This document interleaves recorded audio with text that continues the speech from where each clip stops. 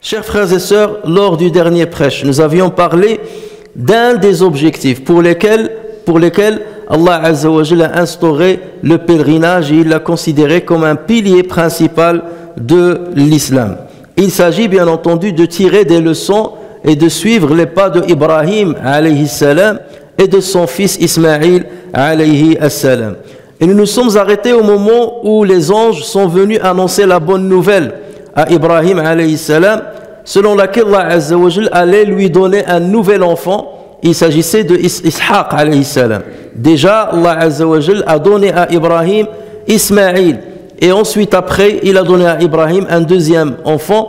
Et il lui a promis que cet enfant va donner naissance à des générations de prophètes et après lui. Ce que nous pouvons tirer comme conclusion, et comme leçon et comme moralité de cette histoire, c'est que le croyant ne doit jamais cesser d'invoquer Allah Azza wa Jalla. La réponse d'Allah Azza wa Jalla à Ibrahim, qui a sollicité Allah Azza wa Jalla pour avoir un enfant, n'est venue que tardivement. On a dit que Ibrahim avait dépassé les 80 ans avant que Allah Azza wa Jalla ne réalise son vœu et sa supplication. Donc le musulman est invité à invoquer Allah Azza wa Jalla sans cesse et avec insistance jusqu'à la fin de sa vie. Jusqu'à la fin de sa vie. Et il faut qu'il soit convaincu qu'Allah Azza wa Jalla va répondre à son appel. Soit il va répondre à ton appel au moment que tu as choisi, soit il va répondre à ton appel au moment où qu'il a choisi lui-même. Il est plus à même de savoir ce qui est le meilleur pour toi, répondre immédiatement à ton appel ou répondre plus tard à ton appel. Ce qui est certain, c'est que si tu es pieux, c'est que si tu crains Allah Azza wa Jal, c'est que si tu es lié à Allah Azza wa Jal, c'est qu'Allah Azza wa Jal répondra à ton appel. Soit en te donnant ce que tu espères, soit en écartant de toi quelque chose qui risquerait de nuire à ta vie, soit en différant la réponse jusqu'à l'au-delà, mais dans tous les cas, tu es gagnant avec l'invocation. Et le prophète sallallahu alayhi wa sallam nous dit dans un hadith authentifié par le Bukhari et Muslim, Yustajabu li ahadikum ma lam ya'jal. L'un d'entre vous ne cesse d'être exaucé tant qu'il ne s'impatiente pas. Il ne cesse d'être exaucé tant qu'il ne s'impatiente pas en disant « J'ai invoqué mon Seigneur, mais il ne m'a pas exaucé ». Et malheureusement, ça peut nous arriver. C'est que nous demandons à Allah Azza wa Jal quelque chose, et lorsqu'on voit qu'elle tarde d'arriver, on arrête. On dit « Ça ne sert absolument à rien d'insister ». Ou bien on dit « Le domaine de causalité fait de sorte que cette chose-là, je ne peux pas y parvenir ». Loin de là, le musulman qui croit en Allah Azza wa Jalla et qui place sa confiance en son Seigneur ne cesse de l'invoquer, de le supplier et d'insister jusqu'à la fin de sa vie. Et le Coran d'ailleurs nous a tracé à multiples reprises les différentes supplications par lesquelles Ibrahim alayhi salam invoquait son Seigneur. À différents endroits dans le Coran, Allah Azza wa Jalla nous a fait part des formules par lesquelles Ibrahim alayhi salam s'adressait à son Seigneur. Et nous devons prendre exemple sur ce grand prophète en demandant à Allah Azza wa Jal tout ce dont on a besoin. Mais ce qu'il faut savoir, c'est que l'invocation ou la supplication n'est pas un simple moyen de parvenir à nos aspirations, un simple moyen pour obtenir ce dont on a besoin. Le dua ne sert pas qu'à cela. C'est un moyen pour parvenir à ce que nous cherchons, mais avant tout et après tout, l'invocation c'est un moyen de manifester et d'exprimer notre indigence face à Allah Azza wa Jal. C'est un moyen de montrer que nous sommes faibles, que nous sommes démunis, un moyen de reconnaître que c'est Allah Azza wa Jal qui est puissant et qu'on cherche toujours auprès de lui ce dont on a besoin, qu'on est dépendant de sa générosité, qu'on est dépendant de ses dotations. Donc même si tu ne parviens pas à ce que tu espères, manifeste et exprime ton indigence devant Allah Azza wa Jal à travers ad-du'a. Donc du'a, c'est en ce sens-là qu'il est une adoration, un objectif et non pas seulement un moyen pour parvenir à certains objectifs. Chers frères et sœurs, Allah Azza wa Jal a fait don à Ibrahim alayhi salam de Ismaïl. Il lui a donné Ismaïl, comme on a dit, alors qu'il a dépassé 80 ans. Et lorsqu'Ismaïl est arrivé à un stade où il pouvait marcher avec son père, où il pouvait accompagner son père, autrement dit, il avait entre 13 et 14 ans. Ça, c'est l'âge de, c'est-à-dire c'est la fleur de l'enfance. C'est l'âge qu'espère chaque père ou chaque mère voir son enfant atteindre. Pourquoi? Parce que c'est un âge où l'enfant n'est pas très jeune et il n'est pas très âgé. C'est un âge où il est malléable. C'est un âge où il est flexible. C'est un âge où il est modelable. C'est un âge où on transmet le maximum d'héritage à l'enfant. C'est là où tu dis maintenant qu'il a atteint cet âge-là, je vais commencer à lui transmettre mon héritage. Je ne parle pas de l'héritage financier, je lui transmets l'héritage de valeur. Et c'est à partir de là que tu commences à lui donner le maximum. Le maximum. Lorsqu'il était enfant, il est encore petit, donc il n'y a pas encore beaucoup de maturité. Mais à partir de cet âge où la maturité commence à naître, commence à se développer, c'est là où tu vas lui donner le maximum. Donc imaginez, à cet âge-là, l'épreuve va venir. Alors que Ibrahim alayhi salam est très âgé. Ça veut dire qu'il avait presque 100 ans ici, à cette époque-là. C'est en ce moment-là qu'Allah Azza wa Jal va donner l'ordre à Ibrahim d'immoler son fils. Et le Coran nous narre cette histoire ou ce passage-là en disant: puis quand celui-ci, c'est-à-dire Ismaël, quand celui-ci fut en âge de l'accompagner, Abraham dit: ô mon fils, je me vois en songe en train de t'immoler. Vois donc ce que tu en penses. Et Ismaël dit: ô mon père, fais ce qui t'est commandé. Tu me trouveras, s'il plaît à Allah, du nombre des endurants. Ibrahim a subi énormément d'épreuves dans sa vie.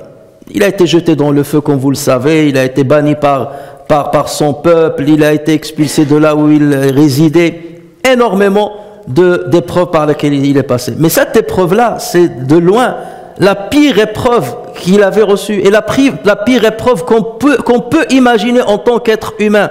Une épreuve insupportable, une épreuve à laquelle personne d'entre nous ne peut répondre. Comment se fait-il qu'au moment où je mets tous mes espoirs en mon fils, à cet âge-là, qu'Allah Azza wa Jal vient me demander de l'immoler? Il ne vient pas m'informer qu'il va commettre un accident, il va m'informer qu'il va mourir bientôt. Bien que cela, c'est une épreuve énorme. Des parents qui apprennent que leur enfant a commis un accident où il est mort, quelque chose comme ça. Vous imaginez, c'est la vie qui se noircit devant eux, qui devient obscure. Ils ne voient plus aucun horizon dans leur vie. Mais là, c'est Allah Azza wa Jal qui demande à Ibrahim d'immoler lui-même par ses propres mains son fils Ismaël. D'immoler l'espoir, tous les espoirs qu'il a placés en lui, mettre fin aux espoirs qu'il a placés en lui. Parce que chacun de nous, lorsqu'il atteint un certain âge, qu'est-ce qu'il se dit? Il se dit: je n'ai rien à tirer de cette vie-là. On court derrière l'argent, on gagne de l'argent et ainsi de suite. On est dans des situations un peu aisées et tout. Et après, alors qu'est-ce qu'il faut chercher d'autre? À un certain moment, tu te dis: oui, j'ai eu tout ce que je veux dans ma vie. Mais ce que je veux maintenant, c'est après la vie, qu'est-ce qui va se passer? Me concernant, bien entendu, devant Allah Azza wa Jal, je sais ce qui m'attend. Mais maintenant, concernant la terre, les enfants que j'ai laissés, comment vont-ils devenir? Comment vont-ils évoluer? Et c'est là où chaque père censé ou chaque mère censée commence à avoir des espoirs et des aspirations pour ses enfants. Je veux que mes enfants soient ainsi, soit cela, parce qu'ils sont ma continuité sur terre. Je leur ai transmis mes gènes et je leur ai transmis normalement, lorsqu'on est censé, je leur ai transmis mes valeurs. Et je veux qu'ils perpétuent ces valeurs après moi et qu'ils soient meilleurs que moi. C'est les seules personnes qu'on accepte être meilleures que nous. Ce sont nos enfants. On n'aime jamais que quelqu'un soit meilleur que nous, à tout égard. Mais nos enfants, on aime qu'ils soient meilleurs que nous dans sur tous les égards. L'intelligence, la religion, l'argent, dans tout le domaine, on dit: j'espère que mes enfants soient meilleurs que moi. Et donc, c'est cet espoir qu'avait Ibrahim en ce moment bien précis. Imaginez en ce moment-là, Allah Azza wa Jal lui dit: tu dois immoler de tes propres mains ton fils Ismaïl. Et Ibrahim, regardez la foi. Parce que là, il a vu en songe qu'il fallait égorger son fils. Et ce n'était pas une seule vision, c'était une vision répétitive. Et c'est pour cela que lorsqu'il s'est adressé à son fils, il a dit: oh fiston, je me vois en songe, je me vois. Ça continue d'arriver, c'est pas j'ai vu dans le songe. Je me vois dans le songe que je suis en train de t'immoler. Je me vois. C'est quelque chose qui est répétitif. À partir de là, il s'agit d'un ordre divin. Parce que dans certains songes, pour les prophètes, ce sont des ordres donnés par Allah Azza wa Jalla. Donc ça, il s'agit d'un ordre divin. Et ensuite, il a dit à son fils: Fanzur mada tara. Il a voulu partager avec lui cette épreuve. D'une part, parce qu'il voulait que son fils soit conscient de la situation, et il voulait que son fils prenne part au l'ajr, à la récompense qu'Allah Azza wa Jalla va donner à celui qui se soumet à ses ordres, et d'autre part parce qu'il savait que son fils était à la hauteur de cette épreuve. Il l'a si bien éduqué, il l'a si bien élevé, il a si bien enraciné la foi dans son cœur qu'il savait pertinemment que son fils va avoir une réponse positive. Que vois-tu? Qu'est-ce que tu en penses? Dis-moi ce que tu en penses de cette situation. Et bien entendu, Ismaïl alayhi salam était à la hauteur. Il a dit: Ya abati fa'al ma tu'mar. Oh mon cher père. Alors abati, regardez même le dialogue entre eux. Ya bunay, ça c'est un appel. C'est pas oh mon fils. C'est pas ça la traduction. Ya bunay, c'est un terme qui regorge d'affection, qui nous montre qu'il y a un amour du père envers son fils, qu'il y a un lien étroit entre le père et le fils.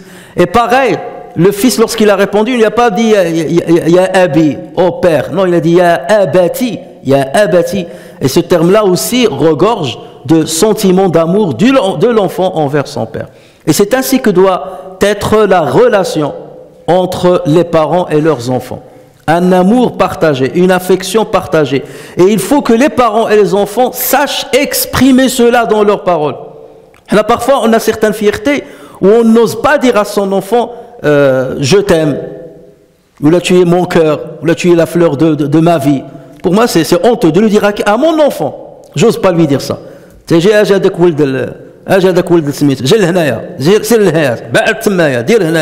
On croit que c'est ça la bonne éducation.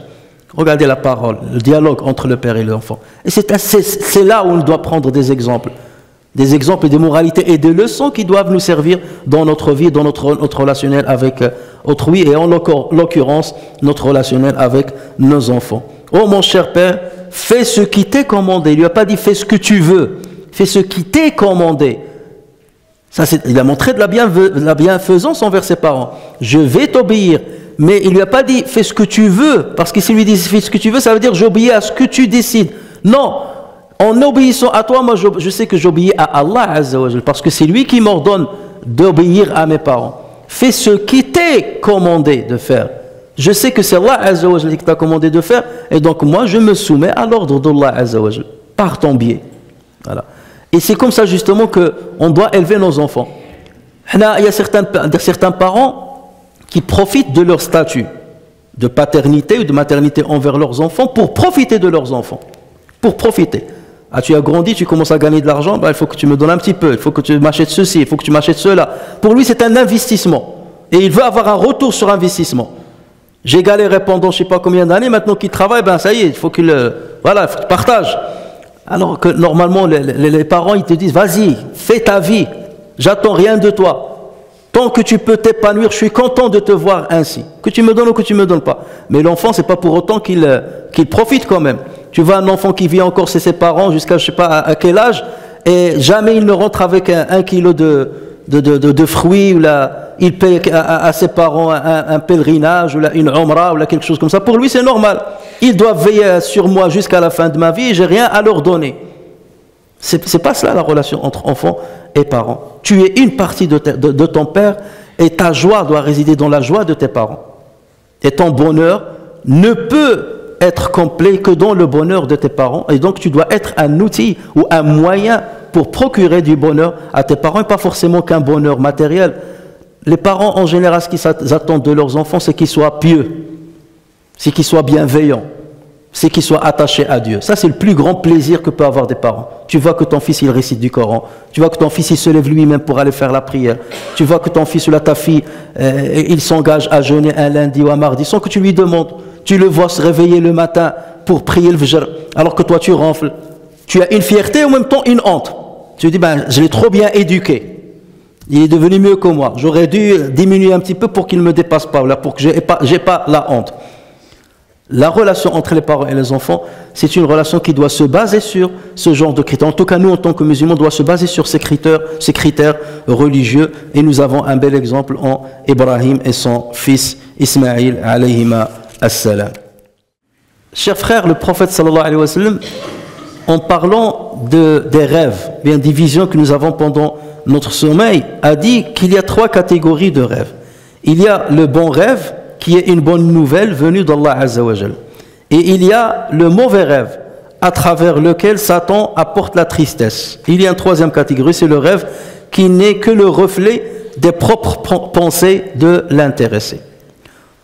Ça veut dire tu penses à quelque chose pendant une journée, ou là, pendant quelques jours, tu as un souci, ou tu penses à une situation bien précise, ou à un vœu bien précis, et tu rêves de ce sujet-là pendant tes rêves. Mais il y a un rêve qui va venir de Satan, et il y a un rêve qui va venir de Allah tabaraka wa ta'ala. S'agissant maintenant des prophètes, eux, ils ne peuvent pas être touchés par Satan. Allah Azza wa Jalla les a protégés, les a immunisés contre Satan. Donc la catégorie du rêve qui est venue par Satan ne peut pas les toucher. D'accord ? S'agissant maintenant de ceux des propres pensées quotidiennes, jamais quelqu'un n'a dans ses pensées quotidiennes le vœu d'égorger son fils, d'immoler son fils. Donc le rêve qu'a fait Sayyidina Ibrahim ne pouvait être que de la première catégorie, quelque chose qui est venu d'Allah Azza wa Jal. Et puisque ça a été répétitif, donc il a su très bien qu'il s'agissait d'un ordre divin. Et le prophète Mohammed sallallahu alayhi wa sallam, lui aussi, il a eu des ordres de la part d'Allah Azza wa Jal à travers le rêve. Lorsqu'un prophète fait ce genre de rêve, c'est de 2 choses l'une. Ou bien c'est Dieu qui est en train de lui donner un ordre, fais ceci, ou bien Allah Azza wa Jal est en train de lui annoncer une nouvelle, de lui dévoiler un peu ce qui va venir dans l'avenir. Et en cela, on trouve dans Surat Al-Fath un passage dans lequel Allah Azza wa Jal dit à propos de Muhammad sallallahu alayhi wa sallam, Allah a été véridique en la vision par laquelle il annonça à son messager, en toute vérité, vous entrerez dans la mosquée sacrée si Allah veut, en toute sécurité, ayant rasé vos têtes ou coupé vos cheveux, sans aucune crainte. Il savait donc ce que vous ne saviez pas. Le prophète sallallahu alayhi wa sallam, alors qu'il était encore à Médine, il a vu dans le songe qu'il était en train d'accomplir les rites de l'Umrah et que les musulmans vont entrer à la Mecque.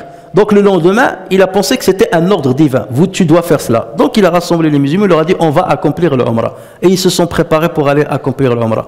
Sauf que les circonstances ont fait qu'ils n'ont pas pu le faire, puisque les Qurayshites ont refusé, ils auront annoncé de les attaquer si jamais ils entraient à la Mecque. Et à la fin de plusieurs pourparlers, ils ont décidé de mettre une trêve avec plusieurs articles, parmi lesquels un article qui dit les musulmans ont le droit de revenir l'année d'après pour accomplir leur Umrah, mais pas cette année. Et le prophète sallallahu alayhi wa sallam a accepté cela. Mais en tout état de cause, le rêve s'est réalisé, puisqu'une année après, le prophète sallallahu alayhi wa sallam ainsi que ses compagnons ont accompli l'Umrah. Donc le rêve qu'il a eu était une annonce de ce qui allait venir, et non pas un ordre de ce qu'il fallait faire. Mais il l'a fait quand même, et c'est ce qui a permis justement de réaliser cette promesse divine. Et regardez le lien entre le rêve de Ibrahim et le rêve de Muhammad sallallahu alayhi wa sallam, qui a toujours un lien avec les terres sacrées. Ibrahim devait immoler son fils dans la terre sacrée de la Mecque et ses alentours. Muhammad sallallahu alayhi wa sallam a fait le rêve aussi d'aller accomplir l'Umrah dans la terre sacrée. Il y a un lien entre les deux. Et on ne doit pas en être étonné puisqu'il s'agit du petit-fils de Ibrahim alayhi salam. Ensuite, lorsqu'Allah Azza wa Jal parle de la suite des événements concernant Ibrahim et Ismaïl, il dit, ce qui signifie, puis quand tous deux se furent soumis à l'ordre d'Allah, bien entendu, et qu'il l'eut jeté sur le front, c'est-à-dire Ibrahim a fait jeter son fils sur le front, voilà que nous l'appelâmes, en disant, Abraham, tu as confirmé la vision, c'est ainsi que nous récompensons les bienfaisants. C'est là certes l'épreuve manifeste, dit Dieu. C'est là certes l'épreuve manifeste. Et nous le rançonnâmes d'une immolation généreuse, à savoir un bélier qu'Allah Azza wa Jal a donné comme rançon pour ne pas égorger Ismaïl alayhi salam. Et nous perpétuâmes son renom dans la postérité. Nous perpétuons le renom de Ibrahim dans la postérité. Et nous sommes en train de parler d'Ibrahim plusieurs siècles après. Et même les Juifs parlent d'Ibrahim plusieurs siècles après. Sauf que eux, ils disent que celui qui devait être immolé, c'est Ishaq. Et nous, on dit que c'est Ismaïl. En tout cas, celui qui a fait le sacrifice, c'est Ibrahim et un de ses fils. Bon, pour nous, c'est Ismaïl alayhi salam. Nous sommes en train de perpétuer cette affaire. Donc, lorsque l'un de nous vient immoler son sacrifice le jour de l'Eid, qu'il l'immole directement ou indirectement ou par procuration, c'est qu'il est en train de commémorer une chose extraordinaire. Il commémore justement la mémoire de Ibrahim et de Ismaïl. Il commémore le sacrifice que doit avoir un musulman devant Allah tabaraka wa ta'ala. Il commémore le lien que doivent avoir les parents envers les enfants. Il commémore aussi ce souci qu'avait Ibrahim alayhi salam de faire perpétrer la religion jusqu'au maximum, jusqu'à la fin des temps. C'est pour cela que lorsqu'il élevait les fondations de Bayt al-Haram, de Kaaba, avec son fils, qu'est-ce qu'il disait? Il a fait plusieurs invocations, parmi lesquelles il a dit: Seigneur, envoie à ceux qui vont peupler cette région-là, envoie-leur un messager de ta part, qui va leur réciter le Coran, qui va les purifier, et qui va leur apprendre le hikmah, le kitab ou le hikmah. Ça veut dire qu'il avait le souci de faire perpétrer l'islam à des générations futures.